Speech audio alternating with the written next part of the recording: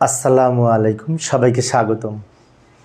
ICT বিষয়ের এই যে 4D হচ্ছে হেক্সাডেসিমাল সংখ্যা, এই সংখ্যাটিকে 2 এর পরিপূরক মান কীভাবে গঠন করা যায় তো লক্ষ্য করি।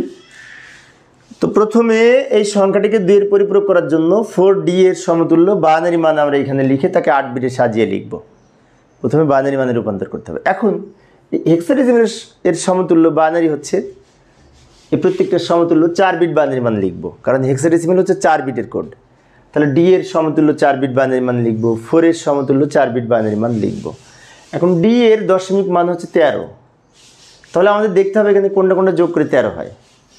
এই যে 8 আর 4 12 আর এই 1 যোগ করে 13, 8 4 আর এই 1 যোগ করে যেহেতু 13 হচ্ছে, সেজন্য এই 3টার পরিবর্তে 1 হবে, 2 যোগ করার দরকার নেই, 2 এর পরিবর্তে 0 হবে। তাহলে 1 যেখানে আছে সেখানে 1, 2 এর পরিবর্তে 0, এইটা 2 1, অর্থাৎ 8 আর 4 12 আর এই 1 13।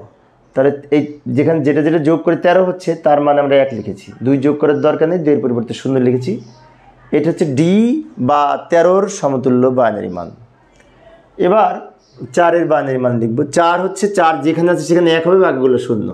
তাহলে এই দুটো 1 0 আর 4 এর পরিবর্তে 1, 8 এর পরিবর্তে 0। বিষয়টি আরেকবার বলছি, লক্ষ্য করি। 4 এর মান বের করার জন্য 4 যেখানে আছে সেখানে 1 লিখেছি, আর এই দুটোর মান 0, এটার মানও 0। এটা হচ্ছে এই সংখ্যাটির বাইনারি মান, সেটাকে 8 বিটে সাজিয়ে লিখেছি।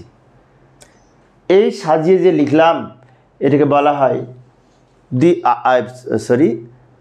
8 বিট প্রকৃত মান বা 8 বিট রেজিস্টারে সাজিয়ে লেখা। এখন এখান থেকে আমরা 1 এর পরিপূরক মান গঠন করব। জাস্ট এটাকে উল্টিয়ে লিখব। উপরে যদি 1 থাকে 1 এর পরিবর্তে 0 লিখব, 0 এর পরিবর্তে 1, 1 এর পরিবর্তে 0, 0 এর পরিবর্তে 1, 1 এর পরিবর্তে 0, 0 এর পরিবর্তে 1। অর্থাৎ উপরে 1 থাকলে নিচে 0, 0 থাকলে 1 লিখে যে মান পাবো সেটাকে বলা হবে 1 এর পরিপূরক মান।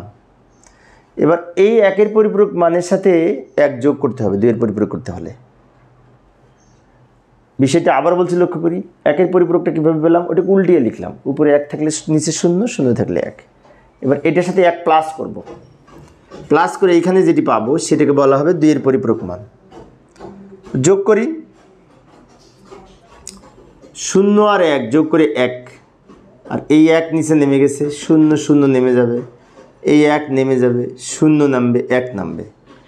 এই যে সংখ্যাটি পেলাম এটাই হচ্ছে 2 এর পরিপূরক মান এবং -4D এর বাইনারি মান। এখন অনেকের মনে হতে পারে মাইনাস হলো কেন, তাই না? কারণটি হচ্ছে আমরা যখন 2 এর পরিপূরক করি এই সংখ্যাটি কিন্তু +4D, তাই না? পজিটিভ সংখ্যা। তো কিন্তু পজিটিভ সংখ্যাকে 2 এর পরিপূরক করে লাস্টে যে মান পায় সেটা কিন্তু মাইনাসের বাইনারি মান হবে। এটাকে নেগেশন বলে, তাই না? আচ্ছা, আরেকভাবে বুঝতে পারি, সেটা হচ্ছে এই 8 বিট রেজিস্টারের প্রথমে যে বিট এটাকে চিহ্ন বিট বলে, প্লাস মাইনাস নির্ধারণকারী বিট মানে চিহ্ন বিট বলে। তো চিহ্ন বিট যদি শুদ্ধ হয়, 0 হয়, সংখ্যাটি প্লাস সংখ্যা হয়।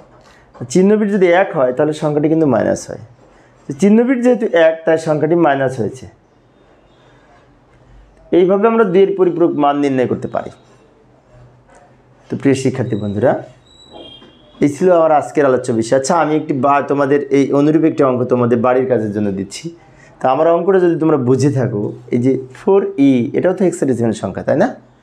এই সংখ্যাটিকে 8 বিট রেজিস্টারে সাজিয়ে 2 এর পরিপূরক কত হবে, উত্তর কত হবে সেটি কমেন্টসে জানানোর চেষ্টা করবে। আশা করি তোমরা পারবে।